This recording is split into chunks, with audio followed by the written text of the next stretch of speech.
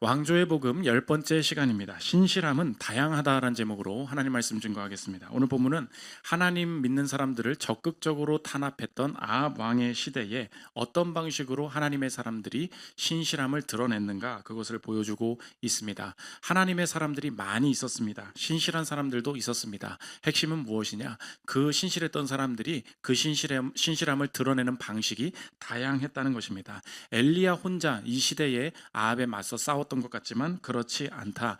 엘리야와 그 후대의 선지자들을 살려주었던 오바댜라는 사람, 아합의 왕궁 맡은 자를 소개시키면서 오늘 성경 저자는 엘리야만 쓰임 받았던 것이 아니다.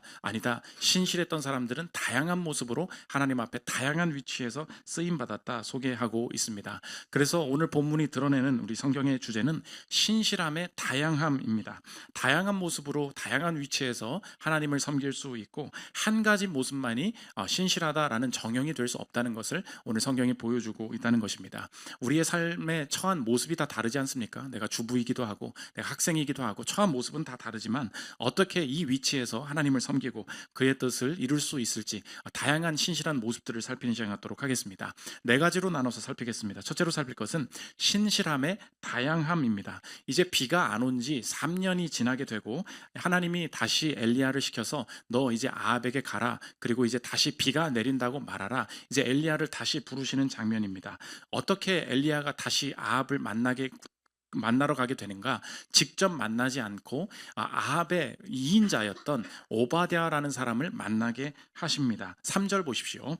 아합이 왕궁 맡은 자 오바댜를 불렀으니 이 오바댜는 여호와를 지극히 경외하는 자라. 3절 한번 계속 띄워주십시오. 오바댜가 누구냐? 아합의 최측근이고 왕궁 맡은 자다. 그러니까 왕궁 전체를 다스리는 2인자급 됩니다. 지금의 말로 하면 그 최고위 실무 책임자 정도 될 것 같습니다. 아합의 일거수일투족을 따라다니면서 아합의 일을 도왔던 자, 아합 밑에 아합 사무실에서 일했던 자, 그 뜻이라는 것입니다. 그런데 서로 연결이 되지 않는 본문의 그 구조가 있다는 것입니다. 아합의 왕궁 맡은 자인데 그 사람을 성경 저자는 어떻게 표현하느냐?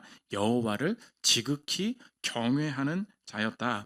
이것을 볼 때 우리는 이상함을 당연히 느낀다는 것입니다. 아니, 어떻게 여호와를 경외하는데 아합과 아합 정권과 함께 일할 수 있느냐? 아합과 가장 가까이에서 일할 수 있느냐? 아니, 아합은 엘리야 죽이려고 하는 사람인데 어떻게 아합 밑에서 일할 수 있느냐? 하나님이 그곳에 이 오바댜라는 사람을 두시고 하나님께서 오바댜를 통해서 하실 일이 분명히 있었기 때문에 그 위치를 하나님께서 기뻐하시고 허락하셨다는 것입니다. 이 오바댜라는 사람이 했던 일이 무엇이었냐? 모든 이 선지자를 죽이는 악한 정책들이 펼쳐지고 있을 때 여전히 그 자리에 있으면서 살릴 수 있는 선지자들을 동굴에 숨겨주면서 살리기 시작했다. 4절 보십시오. 이세벨이 여호와의 선지자들을 멸할 때에 오바댜가 선지자 100명을 가지고 50명씩 굴에 숨기고 떡과 물을 먹였더라. 이세벨이 지금으로 말하면 선지자들, 목사님들 다 잡아 죽인다고 할 때 이세벨이 지금 어느 쪽으로 갑니다 알려주면서 미리 피할 수 있도록, 그 칼을 피할 수 있도록 후임 선지자들을 살리는 역할을 했다는 것입니다. 그러니까 아합 밑에 있는 사람들, 아합 사무실에서 있던 사람들은 다 나쁜 사람들이냐? 절대 그렇지 않다는 성경의 평가를 보여주고 있다는 것입니다. 아합이 원하는 일들을 당연히 했겠죠.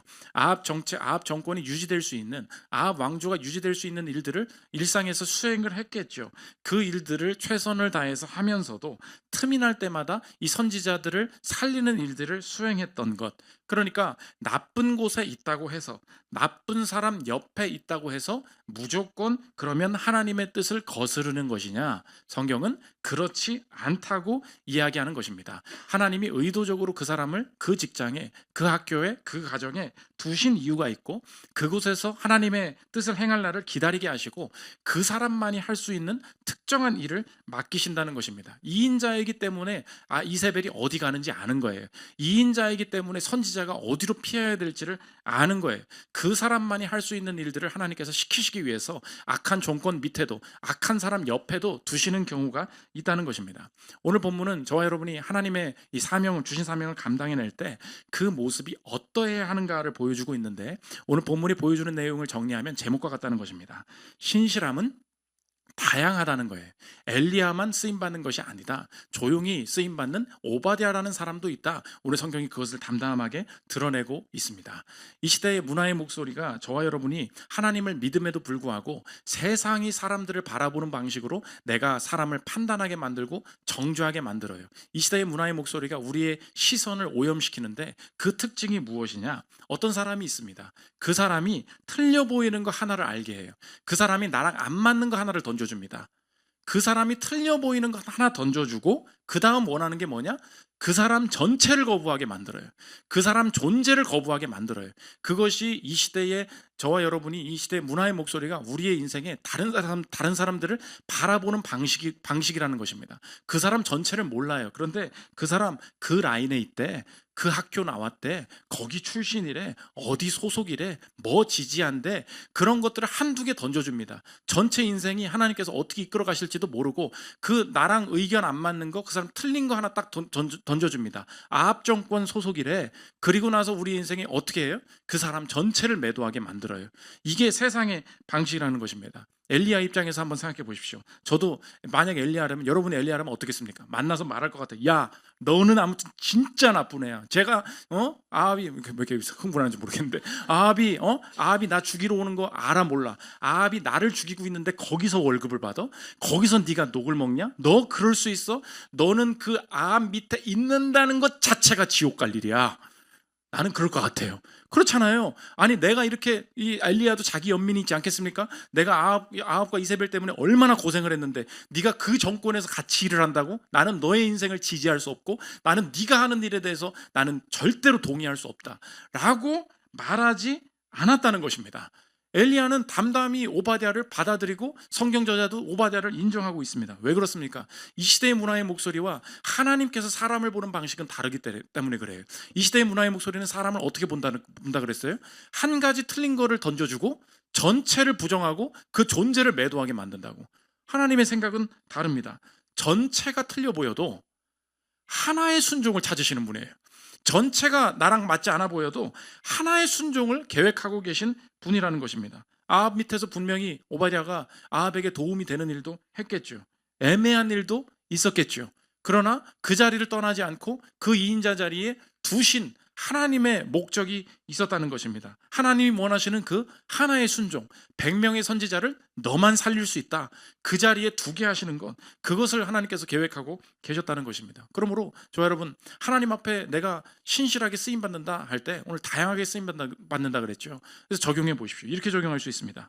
조용한 사명도 중요하다는 것입니다. 우리가 열왕기상을 보면 엘리야만 보여요. 엘리야는 어떻습니까? 직구로 들이받는 성격이에요. 비 안 올 거야. 아합한테 대놓고 말합니다. 근데 여러분 어때요? 내가 직장생활 하다 보면 내가 뭐 목사도 아니고 특정한 뭐 활동가도 아니고 내가 그냥 근근히 살아가고 있지 않습니까? 그러니까 이 신실함에 대해서 나는 신실하지 못한 사람인가 봐, 나는 자신이 없는 사람인가 봐, 내가 위축되고 내 인생이 하나님 앞에 제대로 그 하나님이 인정하시는 일을 못한다는 생각을 할 때가 참 많이 있다는 것입니다. 신실함의 그 표상들이 다 있지 않습니까? 여러분 그 교회에서도 신실하면 어때요? 늘 신실하면 목사 돼야 되고 그러죠. 목사, 그리고 갈 때 이렇게 그 성도님들 만나면은 늘 미소로 인사해야 되고 말이 고와야 되고 뭐 이 신실함의 표징들이 있지 않습니까? 그러다 보니까 우리도 이상한 집사님 오면 어때요? 저 진짜 이상한 사람이다. 저 사람은 저 신실함이랑 거리가 먼 사람이다. 우리가 오해를 참 한다는 것입니다. 그런데 하나님께서 각 개인을 각 그 기질에 맞게 사용을 하실 때 직설적으로 들이받고 담대하게 외치는 엘리야도 있었지만, 조용하게 아합이라는 정권 밑에서 2인자로서 일하면서 하나님께서 그 포지션에서 맞게 일할 수 있는, 조용하게 하나님의 일을 감당케 하시는 이 오바댜라는 사람도 언제나 인정하고 계시다. 신실함의 모습이 다양함을 보여주고 있다는 것입니다. 오늘 이 성경이 이 오바댜를 긍정하고 하나님께서 이 오바댜를 기뻐하신다는 것을 어떻게 알 수 있느냐? 오늘 하나님께서 엘리야를, 아합을 만나러 가서 이제 비를 내리러 간다고 할 때 이 과정의 특징이 있어요. 엘리야가 직접 아합을 만나지 않았어요. 원래 처음에 비 안 온다고 할 때는 직접 나타나서 말했거든요. 그런데 갑자기 성경 저자가 오바댜를 드러냅니다. 오바댜를 만나서 내게 엘리야가 여기 있으니까 아합 보고 여기로 오라 그래라. 하나님께서 오바댜를 통해서 일하시는 것을 보여줘요. 왜 그렇죠? 오바댜는 이렇게 안 하면 성경에 기록될 수가 없는 존재이기 때문에 그렇습니다. 하나님은 이 이걸 읽으면서 하나님 마음이 느껴져야 돼요. 엘리야만 있는 것 같지 그렇지 않아. 아합의 정권 속에서 그 포지션에서 애매하게 있는 것 같은 그 상황 속에서 하나님의 일을 분별하려고 했던 오바댜라는 사람이 있어서 성경 기자가 기록하게 하시고 드러내려면 어떻게 해야 돼요? 엘리야가 아합을 만나러 갈 때 직접 가지 않고 오바댜를 통해서 가게 만드시는 거. 하나님이 이 오바댜의 간접적인 방식, 조용한 방식을 사용하셨고 기뻐하셨음을 알 수 있다는 것입니다. 저 여러분의 인생도 마찬가지입니다. 하나님 앞에서 내 인생에 적극적으로 들이받아야 될 때도 있겠죠. 그런데 내 인생 그냥 뭐 직장인으로서, 내가 뭐 엄마로서, 내가 아빠로서 그냥 가정에서 내 삶 속에서 조용하게 감당해내고 있는 것 같지만 이 자리 하나님께서 두게 하신 이유가 있고 그 사명을 감당해내기 위해서 하나님이 조용하게 쓰임받게 하시는 거, 하나님이 기뻐하시는 일이라는 것입니다. 지난주에 이 청년부 위켄드가 이제 마지막으로 해서 위켄드 사역이 끝나지 않았습니까? 우리 교회도 이제 사역하시는 분들을 보면은 뭐 적극적으로 사역하시는 분들 있지만 1년 내내 아무 말 없는 분들이 있어요. 그래서 가끔 제가 그런 분들 보면은 교회를 좋아하시기는 하는 건가? 내년에는 떠나시려고 저렇게 조용하시는 건가? 뭐 이럴 생각을 할 때가 있습니다. 그런데 일부 예배를 찬양했던 그 장재민 형제라고 있습니다. 저의 동서지간이기도 한데 그 이분은 보면은 맨날 찬양하고 내려가서 집에 가요.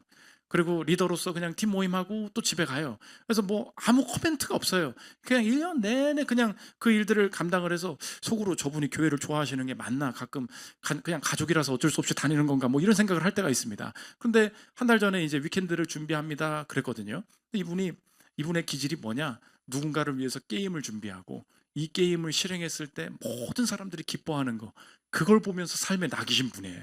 그걸 위해서 태어난 존재인 거예요. 내 사명은 그거라고 생각하시는 분이에요. 한 달 전에 이 위켄드를 준비한다고 했더니 이거 원래 뭐 교회에서 뭐 신청하라 그러면 뭐 신청 잘 안 하고 맨날 까먹고 그런 분이거든요.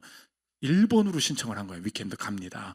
일본으로 신청해놓고 회비 제일 먼저 내고 그러더니 한 달 동안 이 골방에서 집에서 나오질 않는 거야. 왜냐? 게임을 준비해야 된다.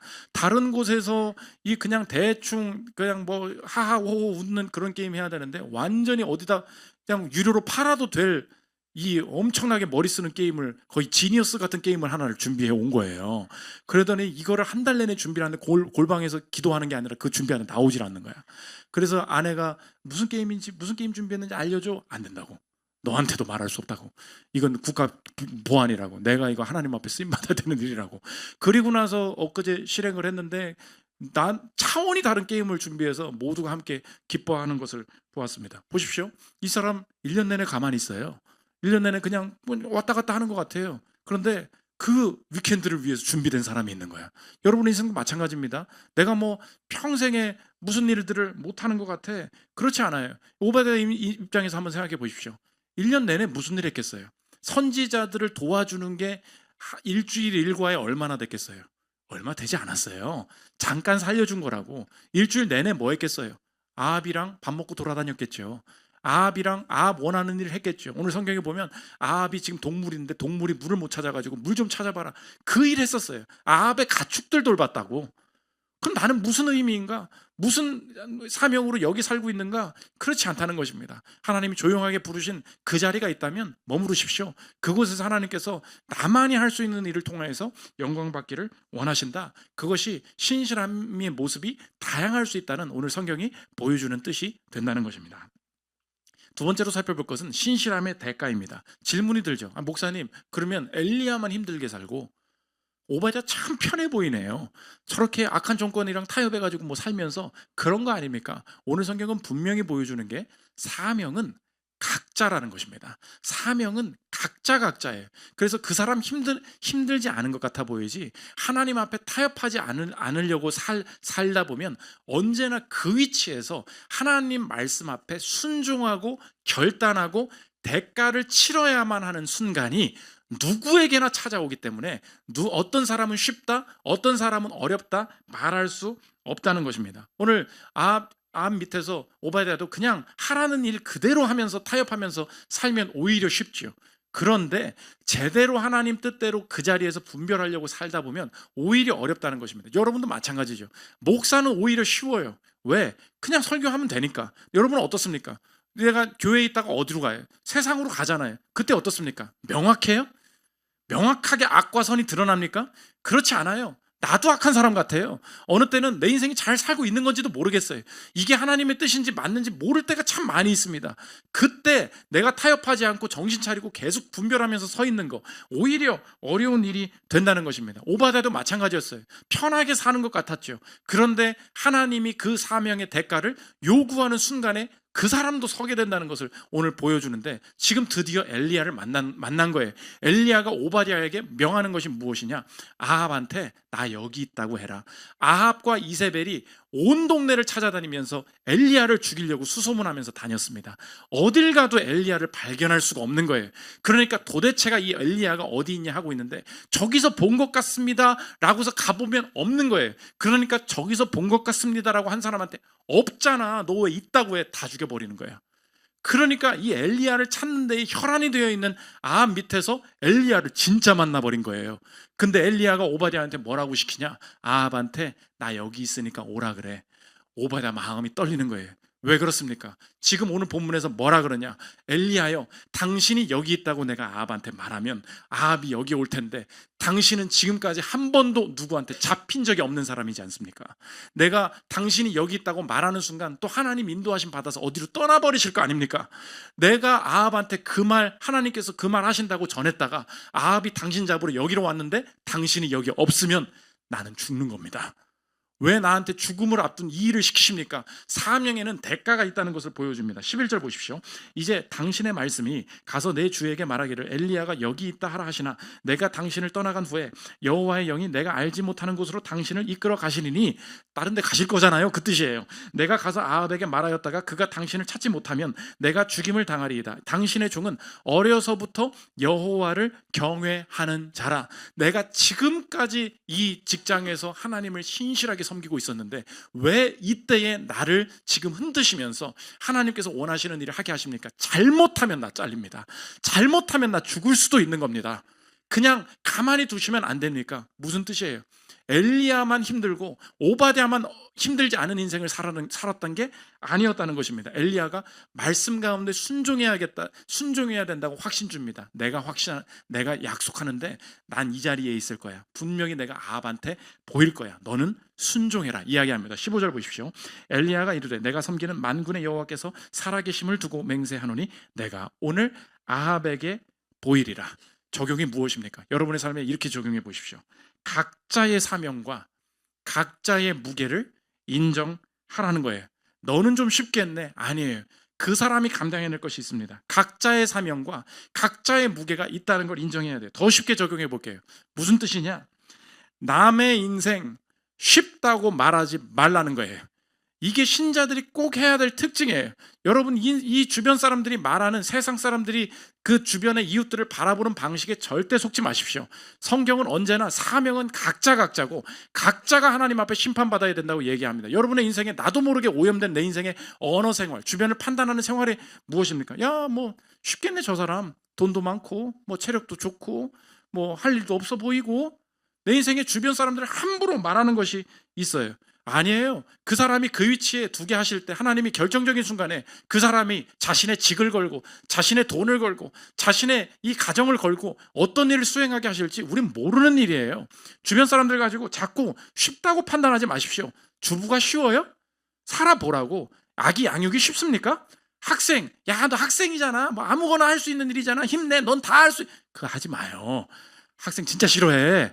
힘들지 해줘야 돼. 힘들지. 학생은 뭐 쉽냐고. 공부가 세상에서 제발 그러지 마. 나름 어려운 인생이에요. 야, 너 공무원이라도 그래 좋겠다. 아닙니다. 각자가 감당해야 될 인생이 얼마나 무거운지 남의 인생 쉽다고 말하지 않는 거예요. 내 사명은 각자이기 때문에 그렇다는 것입니다. 그래서 나의 시간이다 싶을 때 피하지 않는 것, 그것이 하나님께서 사명 가운데 우리에게 요구하시는 대가가 된다는 것입니다. 2차 세계대전이 끝나갈 때 독일이 마지막 발악을 하기 시작했습니다. 마지막으로 패전이 이 기운이 짙어지니까 마지막으로 유대인들 다 대규모로 학살시키고 떠나야 되겠다. 그런데 이때 당시에 이 유대인들의 학살을 막아야 되겠다. 방법이 없었습니다. 근데 이 독일이 좋은 관계를 맺고 있었던 나라가 있었어요. 스웨덴이라고. 스웨덴은 중립국이었고 철강도 독일에 주고 있었고 그랬기 때문에 독일이 스웨덴 사람들은 잘 안 건드리고 그랬습니다. 근데 이 스웨덴의 가장 유명한 가문이었던, 지금도 유명한데 발렌베리 가문이라고 있습니다. 이 발렌베리 가문의 엘리트로 교육을 받았던 라울 발렌베리라는 사람이 있어요. 한번 사진 한번 띄워주십시오. 이 사람이 누구냐? 외교관이었어요. 외교관인 거 보니까 엘리트 교육을 받았나 보다. 이 그 발렌베리라는 가문에서 이 교육받은 사람이니까 엘리트 코스를 밟고 좋게 그냥 뭐 사회적인 높은 직분을 가지고 삶을 편하게 사나 보다. 그런 식으로 생각을 했던 거예요. 시대가 이 사람을 부르는데 헝가리의 그 스웨덴 대사관에 부임을 하게 되는데 여기서 문제가 생긴 거예요. 독일이 작정하고 유대인을 끌어가기 시작하는데 스웨덴 외교관을 통하여서 미국이 이 유대인들을 막을 수 있는, 유대인들을 보호할 수 있는 방법이 없겠는가, 유대인들을 구출할 수 있는 작전을 시도를 하는 겁니다. 여러분 한번 생각해 보십시오. 외교관 입장에서는 껄끄러운 일을 하면 안 됩니다. 잘못해서 이 독일의 밑보이다가는 이 싸움이 커질 수도 있고 내 인생의 이 생명의 위협을 받을 수도 있고, 여러분 입장에서 어떻습니까? 편안하게 외교관 생활하면 돼요. 그런데 그렇게 하지 않았다는 거예요. 집단적으로 학살을 하려고 하니까 시대 가운데 내가 이 자리로 부름받았거나 스웨덴 임시 여권을 유대인들에게 다 발급해 주기 시작하는 거예요. 그러면서 이 사람들을 어떻게 이끌어가느냐, 이 사람은 지금 이 헝가리에 있는데 스웨덴 국민인데 지금 출국하려고 기다리고 있는 유대인들입니다. 이 사람들은 지금 당신들이 건드리면 안 되는 사람입니다. 임시 여권을 계속 만들어서 발급해 주기 시작하고 소리 지르고 협박하면서 독일의 이 유대인들을 끌고 가려는 걸 막기 시작하는데, 이 사람을 뭐라고 평가하냐? 스웨덴의 그 쉰들러 리스트라는 거예요. 쉰들러보다 훨씬 많이 구했어요. 이 사람이 생명을 살린 사람만 거의 한 7만 명. 그러니까 여러분 인생에 한번 생각해 보십시오. 저 사람은 그냥 고위직에 있으니까 편하겠네. 이 사람 지금 어떻게 죽었는지가 아직도 안 나와요. 어떻게 죽였는지가 안 나와. 그 사람은 편하니까 좋겠지, 높은 자리니까 좋겠지. 여러분 남의 인생을 그렇게 판단하지 마십시오. 그 사람, 하나님께서는 그 사람을 그 자리에 두신 이유가 있고요, 그 사람이 그 교육받게 하신 이유가 있어요. 뭐라고요? 사명은 각자라고. 그 사람이 그 인생을 살아온 이유가 있고 하나님이 결정적인 순간에 요구하실 때 그 사명의 대가를 분명히 치러야 한다는 거, 오늘 성경이 그것을 보여주고 있습니다. 엘리야만 쓰임받는 거 아니다. 오바댜도 분명한 사명을 수행하는 데 위험이 있었고 그 가운데 신실하게 감당해낸 사람이었다, 성경이 보여주고 있다는 것입니다. 세 번째로 살펴볼 것은 신실함의 적용입니다. 그러면 신실함이 다양하다 그랬어요. 각자가 맡아야 될 사명이 있고 그 시간이 온다 그랬어요. 우리의 인생을 살아갈 때 어떤 그 마음을 가지고 어떤 방식으로 내 사명을 이 자리에서 찾아 나갈 수 있겠습니까? 세 가지 정도 적용을 할 건데, 세 가지 정도 적용을 하면서 이 적용의 예시로 한 의사 선생님을 소개할 거예요. 쭉 따라가면서 할 건데, 첫 번째로 여러분이 내 삶의 신실함을 유지한다는 것이 무엇입니까? 이렇게 적용해 보십시오. 첫째로 더러움을 함부로 피하지 말라는 것입니다. 오바댜가 선택할 수 있는 가장 쉬운 선택은 아합 더러워서 못 해먹겠네, 그만두면 되는 거였어요. 그런데 오바댜는 끝까지 그 자리에 있었다는 것입니다. 3절 보십시오. 아합이 왕궁 맡은 자 오바댜를 불렀으니 이 오바댜는 여호와를 지극히 경외하는 자라. 계속 한번 띄워주십시오. 오늘 이 짧은 구절에 담겨있는 역설이 중요한 거예요. 여호와를 경외하는 자래요. 근데 어디 있어요? 아합의 왕궁 맡은 자로 있다.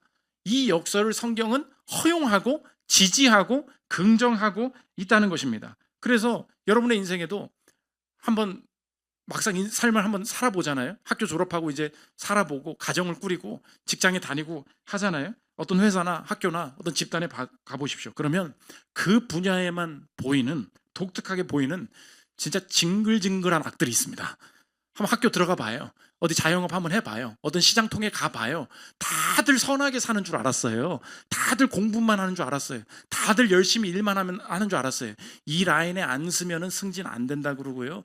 그 교수한테 밑보이면은 내 인생 뭐 다 한다 그러고요. 저 사람한테 돈 안 주면은 내 그 결제 아무것도 안 된다 그러고요. 이상한 카르텔과 이상한 음해와 이상한 편가르기. 이 사람 진짜 좋은 사람인 줄 알았는데 이 편 사람들만 다 챙기고 있다는 것을 나중에 알게 되고요. 얼마나 부패와 우상숭배와 썩어도 썩은 이런 징글징글한 것들이 있는지 학교를 가도 마찬가지고 그런 일들이 막 느껴집니다. 그때 우리가 생각하는 게 뭐예요? 더러워서 못해 먹겠네. 성경은 그걸 지지하지 않는다는 거예요. 실제로 하나님께서 칭찬하신 교회 중에 계시록에 보면 버가모 교회가 있어요. 버가모 교회를 왜 칭찬하냐? 버가모 교회가 있는 위치를 얘기하는데 그 위치가 어디였냐? 사탄의 권좌가 있었다. 계시록 2장 12절 보십시오. 버가모 교회의 사자에게 편지하라. 좌우에 날선검을 가지니가 이르시되 내가 어디에 사는지를 내가 아노니 거기는 사탄의 권좌가 있는 데라. 영어로 뭐래요? I know where you live. 어디 사는지를 알고 있대요. 그게 뭐래요? Where Satan has his throne.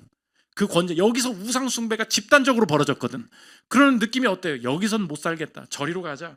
그렇지 않습니다. 오늘 여러분의 인생에 한번 생각해 보십시오. 내 인생에 내가 자리를 옮길 수 있습니다. 새로운 자리를 찾아 나갈 수 있습니다. 그런데 그 유일한 이유가 더럽기 때문이다.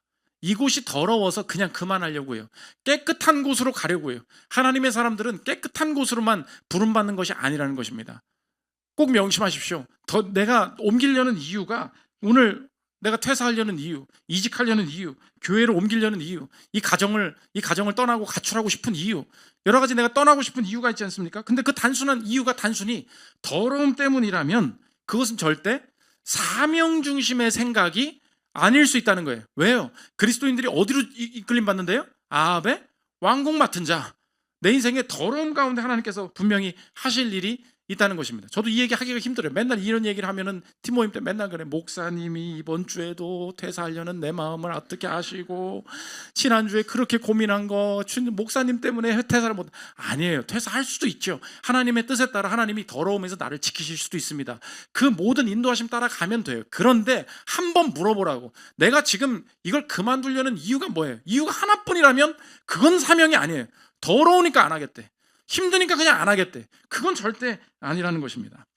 놀라운 하나님의 은혜라는 책을 썼던 필립 얀시라는 작가가 있지 않습니까? 오히려 장년분들은 오히려 많이 알고 계실 텐데 그분이 썼던 또 다른 책 중에 그들이 나를 살렸네라는 책이 있습니다. 제 부제가 뭐냐? 영혼의 순례길에서 만난 13인의 스승들, 자신의 인생에 이 신앙을 단단하게 해줬던 내 앞선 선배들의 이야기를 쭉 그 사람의 일대기를 소개해 놓은 책인데 거기에 나오는 의사 선생님 얘기를 하나를 쭉 저희가 할 건데 에버릿 쿠프라는 박사님입니다. 소아과를 30년 동안 필라델피아에서 아이들을 열심히 섬긴 분이에요. 그래서 장애가 있는 아이, 이상하게 태어나는 아이, 이런 사람들 포기하지 않고 아이들 길러내서 성인으로 만들고 이 의사 생활을 하다 보니까 아무리 약한 아이라도 아무리 장애가 있는 아이라도 세심하게 돌보면 건장한 성인으로 성장할 수 있고 자기 인생을 살아낼 수 있다는 자신의 삶의 확신이 든 거야.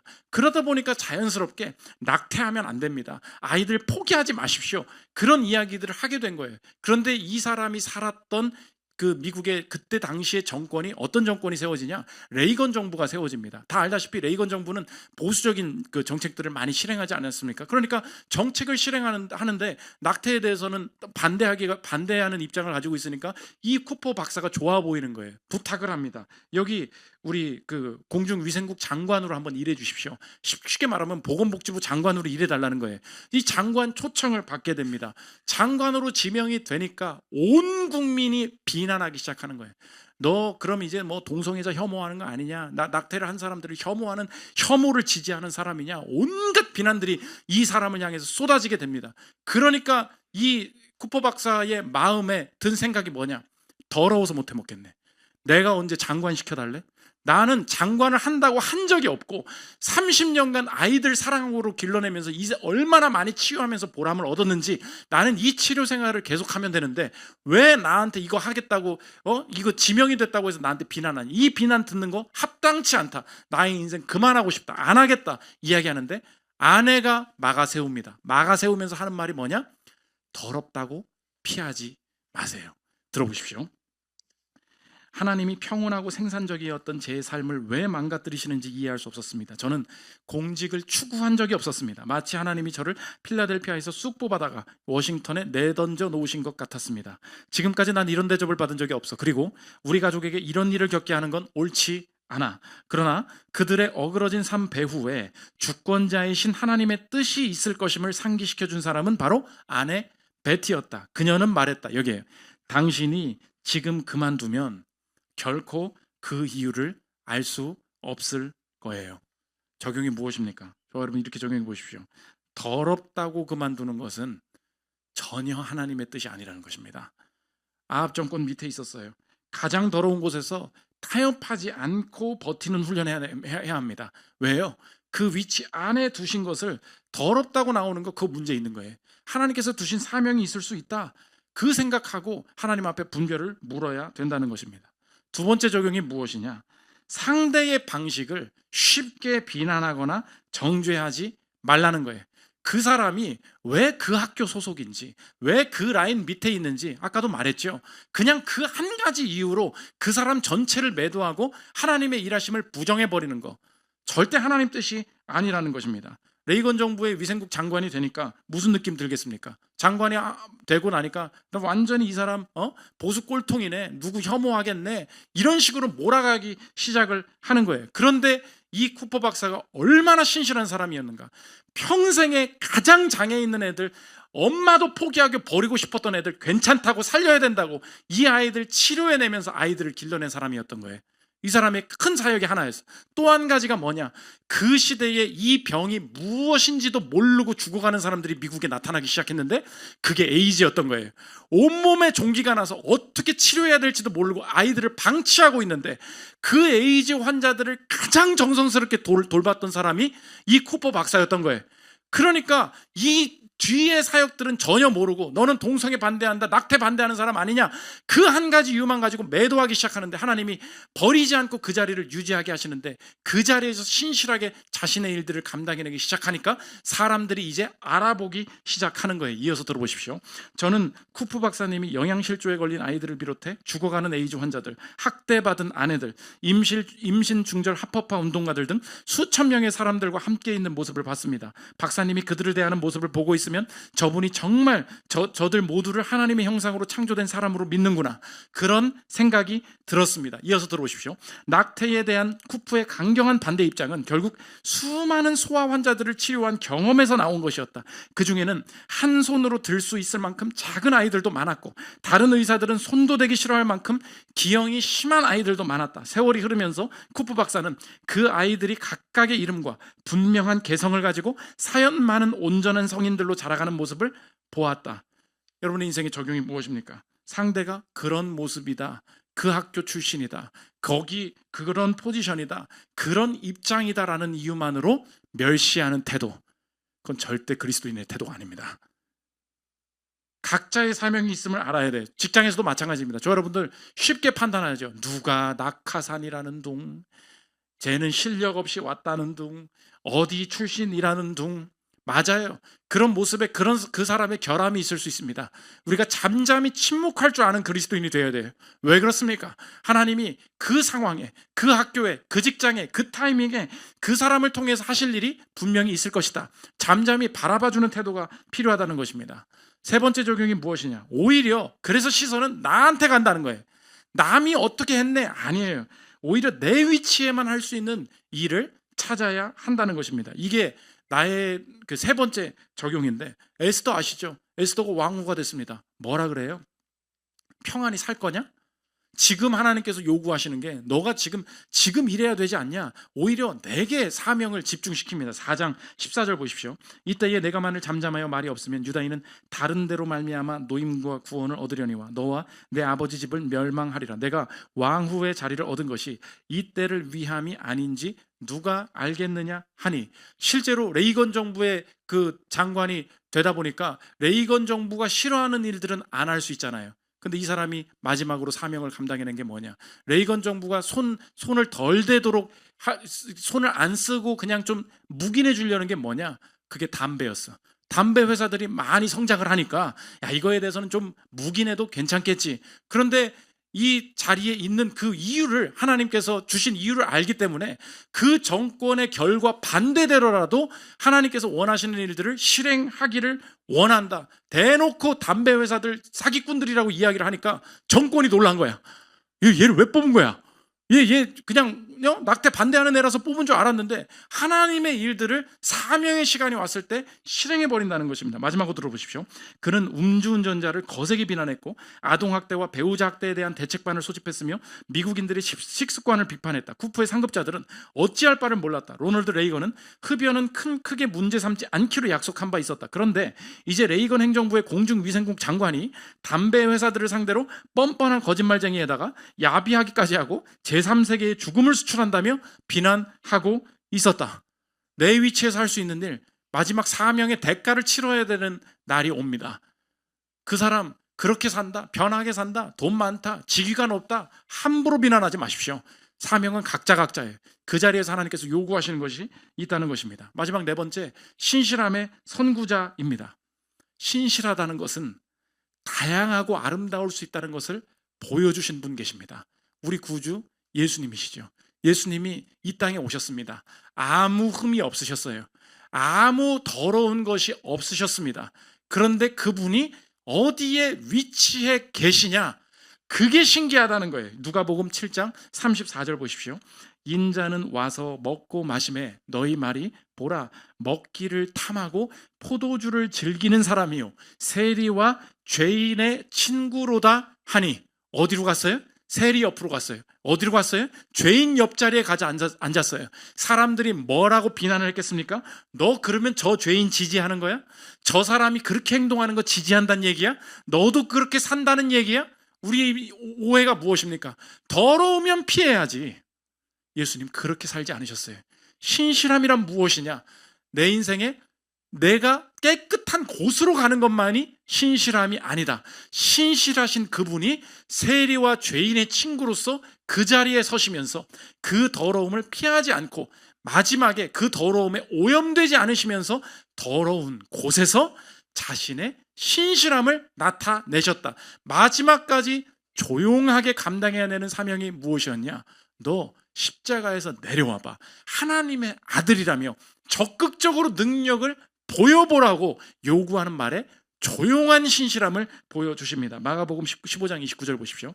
지나가는 자들은 자기 머리를 흔들며 예수를 모욕하여 이르되 아하 성전을 헐고 사흘에 짓는다는 자여 내가 너를 구원하여 십자가에서 내려오라 하고, 직접 너의 능력을 보여주라는 적극적인 방식이 아니라 더러운 곳에 있었지만 신실함을 지키는 조용히 십자가에 머무는 방식으로 자신의 신실함을 드러내신 예수님 때문에, 죄인의 곁에 있었던 예수님 때문에 더러웠던 내 인생도 그분이 더러운 곳에 계심으로 말미암아 내 인생이 깨끗해질 수 있었음을 믿으십니까?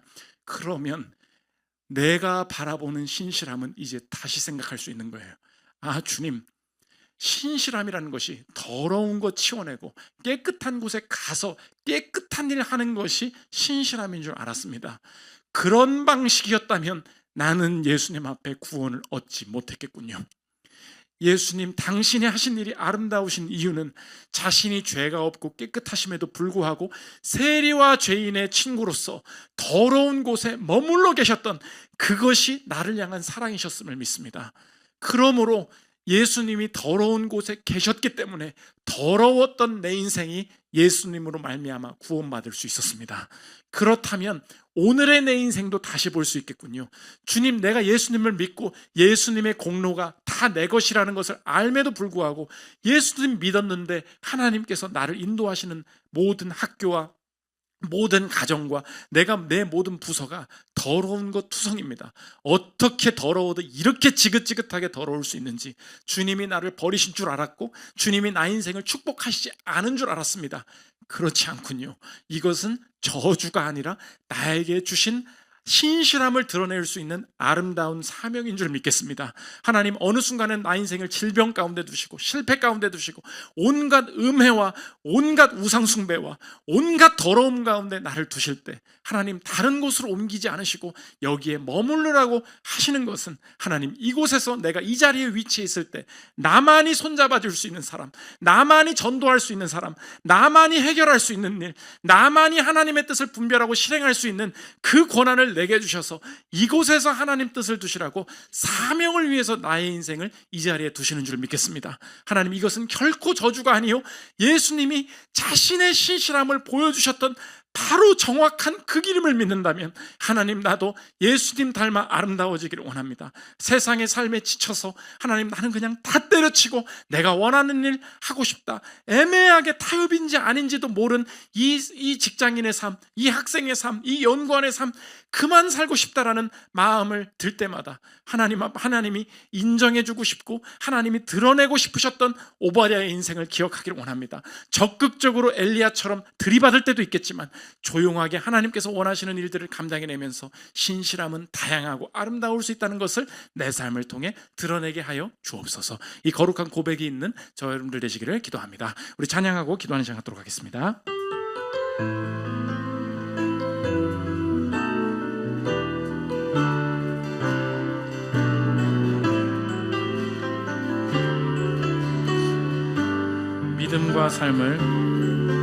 믿음과 삶을 살아내는 실력이 너무나 다른 내 모습을 볼 때에 이 모습도 주가 살아가실까, 자신 없는 내 모습 그저 주님 앞에 있네.